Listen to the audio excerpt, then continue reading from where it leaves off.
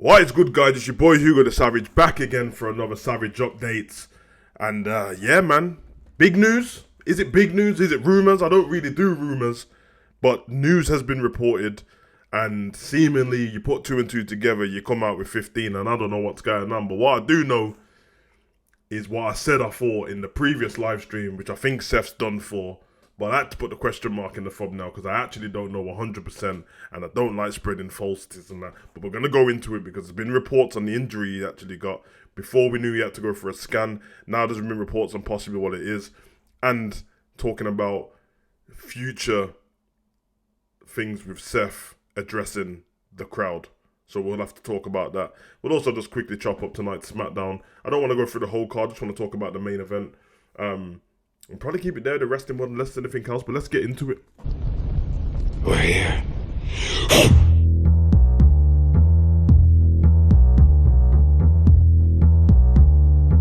Yeah, man, Seth Rollins, listen, let's get straight into it, man. I've seen the reports. I've chopped around.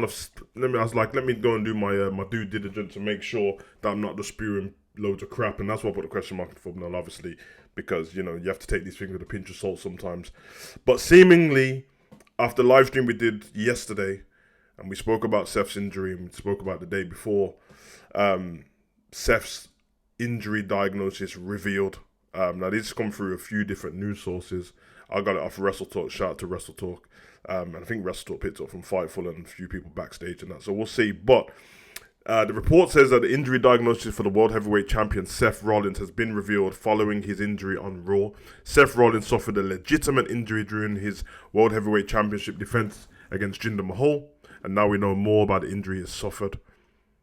Rollins has told people backstage, I don't know how true that is, but he didn't believe that he had sustained an ACL tear during the match, with one higher up noting that Seth Rollins would know what it would feel like, obviously, previous to when he tore it against Kane in that live event, I think it was. That's when we got the redesign, rebuild, reclaim Seth, when Seth was on top of the world. It does say, however, within the word within WWE to those near Seth Rollins, which take that with a pinch of salt, because I'm sure everyone in WWE is near him, whether it's physically or as a friend, that Seth Rollins has sustained a torn MCL and a partially torn meniscus, but it's not known yet if it will require surgery. Now, I'm here to tell you, I'm a personal trainer in my day-to-day job, and whether it's a injury that requires surgery or not, if it's a torn meniscus and it's a partially torn MCL, and now there's reports that Seth is set to address his injury on next week's episode of Raw, up and coming Monday. I think he put two and two together. Only ever time we've seen people address the WWE public, the fans, the WWE universe in terms of an injury is when they're relinquishing their WWE title. Now, we spoke in the live stream about this, and I said it would suck for Seth if he's actually injured. But in terms of storyline wise, it won't harm anything, just for the simple fact that you get through the Royal Rumble, which, you know, I'm not sure he had a match planned for the Royal Rumble itself, but you guys can let me know he might have. And then obviously after that would have been the Elimination Chamber. Now, the Elimination Chamber obviously usually takes on one title. I said it's probably going to be Seth's title. We've seen people win in the Chamber before, i.e. Bray Wyatt winning in the Chamber, RIP the big man. But that would have been for his title, and I was on the assumption, which it's an assumption, it's only a guess, that he would have lost that title at Elimination Chamber. Or he ends up beating CM Punk in the Chamber himself as the last man, then he goes on to fight CM Punk at WrestleMania. But it's up in the air, because what it might change is who wins the Royal Rumble more than anything. You might want to pull the plug on somebody, or put the rocket on them and send them to the moon right now and let them win at Elimination Chamber, and then you can change the Royal Rumble winner and add something on for that. So it sucks for Seth, but as I said, two and two together, he's not going to come out and talk about an injury and say I'm fighting fit. He could come out and talk about his back, which is sustained. Well, he said he had a fractured spine the whole time, fractured back or fractured vertebrae, And then obviously Nakamura's feeding into that. He could just bring that up again and say that's the injury if you want to play it in kayfabe terms.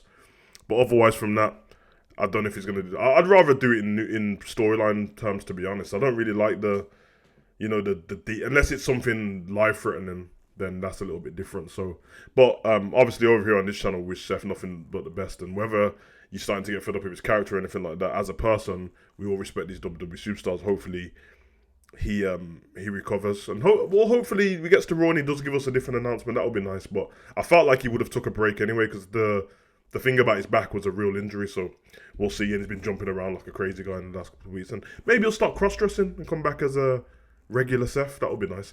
Anyway, tonight's SmackDown main event. Now we know we got the contract signing. I'm expecting somebody to flip a table over, because that's usually what happens. The contract signings for the Fatal 4-Way at Royal Rumble: AJ Styles, Randy Orton, LA Knight, and the Tribal Chief. The main event set for tonight's SmackDown is Randy Orton versus Solo Sikoa. Decent match on the surface. Not good for Solo. Instantly not good for Solo. The only way this match is fine is if it ends in a disqualification, because Solo's going to lose this match if it's a straight one-on-one. They're not going to let Randy lose the week before the Royal Rumble, because it makes him look weak. And for Solo, he doesn't lose many matches. I mean, if I'm correct, I'm probably wrong about this. I remember the first match he lost was against Cody, which was whatever. I get it, it's Cody. But he retired, well, not retired, but he destroyed John Cena not so long ago, and he hasn't won a match since. So surely they can't run with that, because then he looks weak. What was the point of getting the rub from beating up John Cena, getting the limelight shot on you? That's a great thing. You've beat John Cena. You should be ascending to the top, and the only thing what should be holding him back is Roman, and then you could set up something there, nothing else. But for him to go into this match and probably lose, not being included in any Royal Rumble matches himself, maybe the Royal Rumble match, and he's not being included in anything else.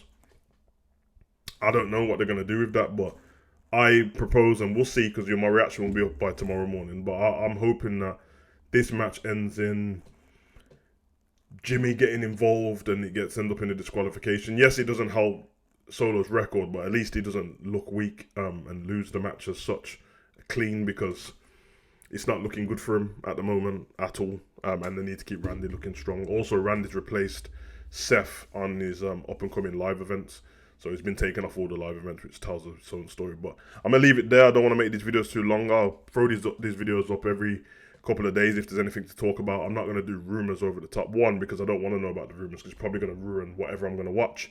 But two, because I just, you know what I mean, you get stuff wrong and then you start looking like a loser, and I'm not trying to be that guy. Big news and update of pro wrestling itself. I don't think it's as big as everyone thinks for casual fans. I don't think casual fans know who Okada is from New Japan, but if you're a wrestling fan and you're in that kind of niche audience, Okada's the biggest name in New Japan, and seemingly his contract's up in New Japan. He's about to leave and he's coming to the States, and the wonder is, where does he go? Does he go to TNA? I doubt it. Does he go WWE, or does he go to AEW or MLW maybe? It's up in the air. I would say the track record that WWE has for Japanese wrestlers in terms of where they've ended up isn't the greatest. So I love it, but there's been other WWE Japanese wrestlers that ain't worked out. Nakamura's only just finding a way through now again, and he's been treated different. But if he's on NXT, it's a little bit different. With all that said, AEW is probably the place for him, just because of the style of wrestling, the strong style. The New Japan doesn't work off loads of storylines. It's about having great matches. It's treated as the proper sport. So it's probably best to go AEW and have all the dream matches and have the fans go crazy. But who knows, man? I'll be your boy, Savage. Comment, like, subscribe, and share. Run.